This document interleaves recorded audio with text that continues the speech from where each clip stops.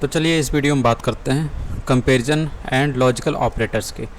तो इन ऑपरेटर्स का भी यूज ट्रू और फॉल्स को टेस्ट करने के लिए किया जाता है।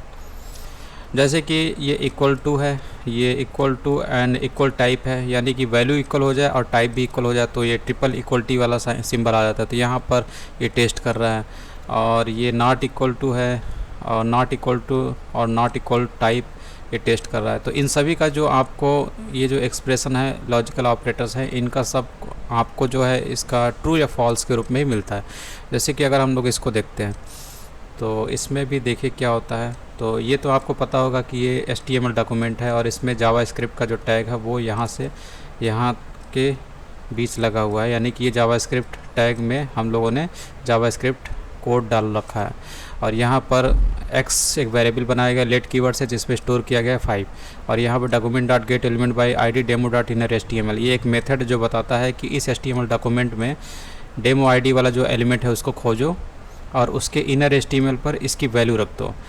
तो डेमो ID वाला जो एलिमेंट है उसे खोजा जाता है तो इसे मिलता है पैराग्राफ एलिमेंट, ये वाला, क्योंकि इसी की ID डेमो है। और इसके इनर HTML यानी कि ओपन टैग और क्लोज टैग के बीच में जो क्षेत्र होता है इसको इनर HTML बोलते हैं या फिर कंटेंट बोलते हैं, content of this paragraph element बोलते हैं। ठीक है, तो यहाँ पर इसको रखना है, इसकी वैल्यू रखनी है। और इसकी वैल्यू क्या होगी, इससे आपको मिलेगा ट्रू या फॉल्स मिलेगा। तो यहाँ पर x क्या है, यहाँ पर x 5 है, यहाँ पे कंपेयर होता है ये 5 इज़ लेस देन और इक्वल टू 8, तो ये आपका सही है, यानी इससे आपको ट्रू मिल जाता है। और इसी ट्रू को यहाँ पे रख दिया जाता है जिसको पैराग्राफ एलिमेंट वेब पेज पे डिस्प्ले करता है यहाँ पर।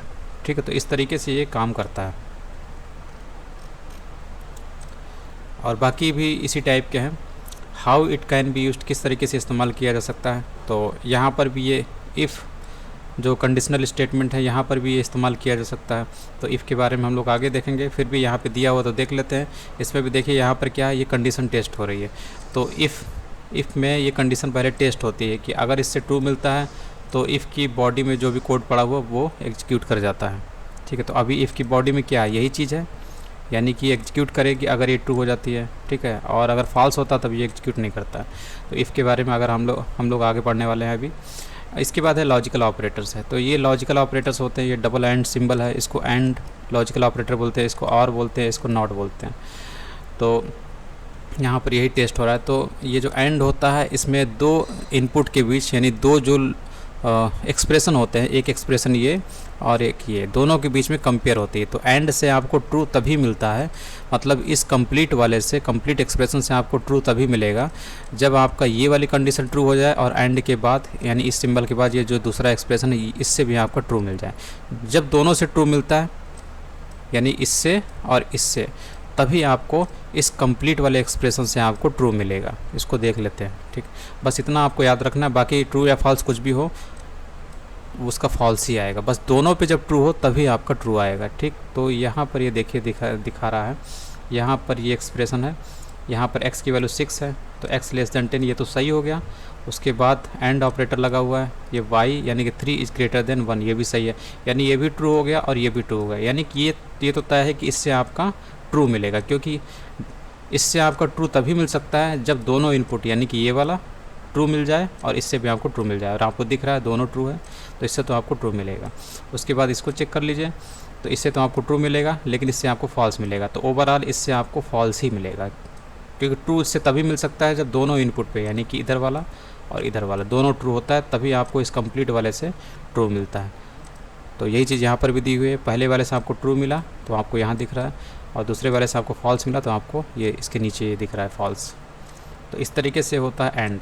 और में क्या होता है, और में ट्रू आपको मिलता है जब एक इनपुट ये और दूसरा इनपुट ये, बीच में और लगा हुआ है। ठीक है, ट्रू तभी मिलेगा जब मिनिमम कम से कम एक पर जो है ट्रू होना चाहिए, तभी आपको ट्रू मिलेगा कम से कम, या फिर इस पर ट्रू हो, कम से कम एक तो ट्रू होना ही चाहिए। अगर इस पर ट्रू हो गया, ठीक है, इस पर ट्रू या फॉल्स कुछ भी हो, तब भी आपको इससे ट्रू ही मिलेगा।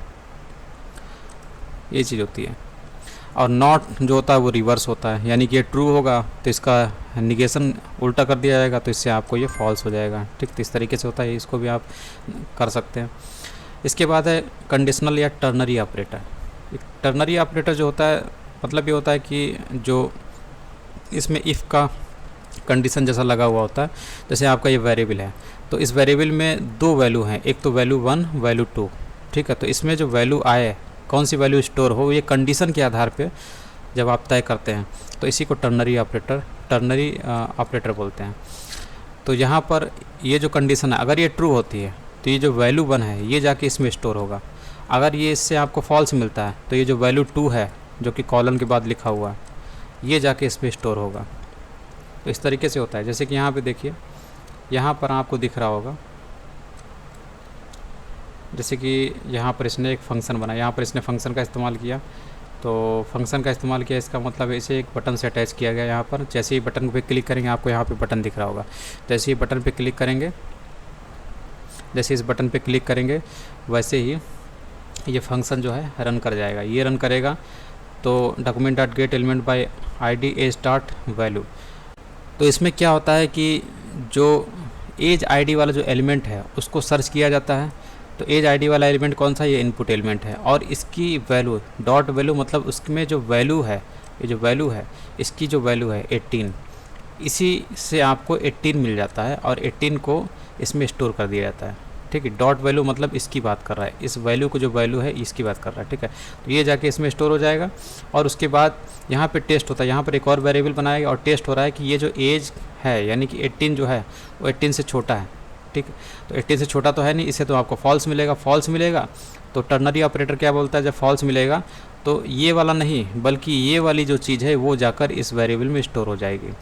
तो ओल्ड इनफ जो है वो आपका स्टोर हो जाएगा और वो यहाँ पर आपका ये जो वैल्यू है यहाँ पे दिखाई देगा, old enough to vote.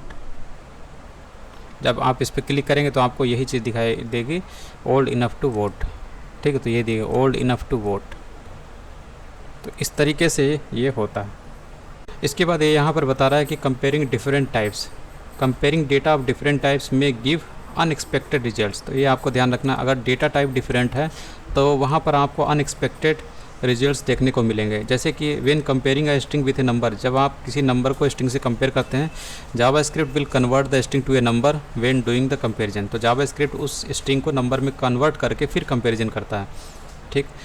N empty string converts to 0, कोई भी एम्प्टी स्ट्रिंग है तो वो 0 में कन्वर्ट हो जाती है। और non numeric string converts to NaN, जो नॉन न्यूमेरिक जो स्ट्रिंग होती हैं वो नैन वैल्यू देती हैं, विच इज़ ऑलवेज फॉल्स। तो यहाँ पर ये सब कुछ चीज़ें जो है वो ध्यान रखने लायक हैं। अब यहाँ पर ये कंपेयर कर रहा है, जैसे कि हम लोग, ये तो आपको नॉर्मल दिख रहा होगा, ये स्ट्रिंग है, ठीक है। ये तो 12 स्ट्रिंग है, इसका 2 से क्या हो रहा है, इसका कंपैरिजन हो रहा है। तो यहाँ पर आपको मिलता है ट्रू। तो यहाँ पर ये इसलिए ट्रू दे रहा है क्योंकि जावास्क्रिप्ट इस स्ट्रिंग को नंबर में कन्वर्ट कर देता है। कन्वर्ट करने के बाद ये 2 और 12 का कंपेयर करता है, तो इसे पता चलता है कि 12 जो है 2 से बड़ा है, इसलिए यहाँ पर आपको ट्रू दिखता है। तो और इसके बाद जब आप यहाँ पे देखेंगे इस वाले को, तो यहाँ पर आपको ये ट्रू दिखता है, जबकि ये जो है फॉल्स होना चाहिए, क्योंकि दोनों को अगर कन्वर्ट करेगा तो 2 और 12 में कंपैरिजन होगी, स्ट्रिंग से नंबर में कन्वर्जन होगा तो 2 और 12 का कंपैरिजन होना चाहिए। तो ये तो आपको फॉल्स आना चाहिए, लेकिन यहाँ पे ट्रू दिखता है क्योंकि यहाँ पर इसने 2 को 1 से कंपेयर किया, मतलब इसे कन्वर्ट किया, क्योंकि इसमें क्या है, इसमें एक ही करेक्टर है जो नंबर में कन्वर्ट हो रहा है।